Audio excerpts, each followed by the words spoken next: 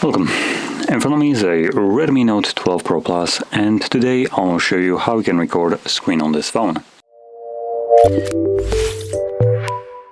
So to get started, let's pull down our notifications and you can swipe to the left to get the second page where you'll find the toggle for screen recording.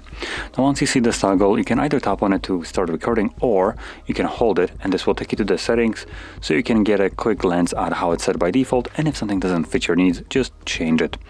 Now I'll touch upon a couple of important settings right here, which will be the video quality. If we tap on it, it gives us a list of different qualities right here. Now, just to kind of explain this, if you record your screen and you find that the video just kind of gets fuzzy or pixelated or something like that, then you might want to increase your megabits per second.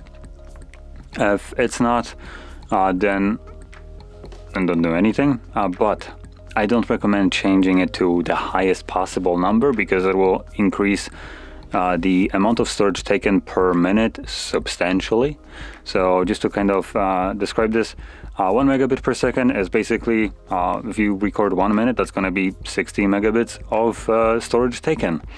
But obviously 16 is probably like the sweet spot or the default setting right here. So this is 16 times more space needed per minute compared to the 1 megabit, right? Now don't go with the 1 just because it's taking less space, you lose quality. 16 is, I think, pretty good, but like I said, if you find it to be a little bit pixelated or something like that, then go with the 24. Anything above that will be just an overkill, so you don't need to go anywhere higher. Now, in terms of resolution, it's already set to the highest. I recommend keeping it at that. And then if we scroll down, we also have frame rate. It by default should be set to 24, but I recommend changing it to 30. And that's about all the settings that I would recommend changing. The rest are preferential, like the show touches on the screen. So on the screen recording, you'll see a semi-transparent grayed out where your finger was tapping, show button taps and so on. So select them if you want to. Now from there, let's find the toggle once more, tap on it, and select this red circle right here, which will start recording. Now before I do, I'm going to just quickly touch upon the settings right here. So we have the folder, which will take us to just screen recordings, settings, which we have just accessed by holding the button, so it's kind of useless, and then the close button. So anyway, I'm going to start recording, and whatever I'll do right now obviously will be recorded by the device. And once I'm done, I can interact with this overlay, as you can see, and then select the square, which will save my screen recording into the gallery application right over here. Now I'm gonna go back from it just so I can show you how to get to where I am right now. So typically you'd be on the Photos tab, and here you should see your screen recording without a problem. As you can see, there it is.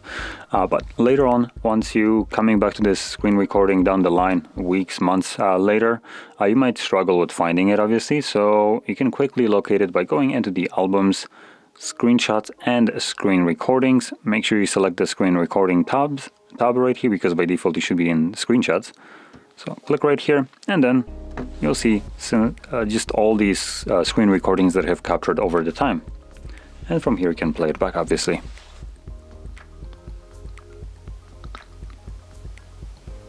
So there we go. Now, if you found this video helpful, don't forget to hit like, subscribe, and thanks for watching.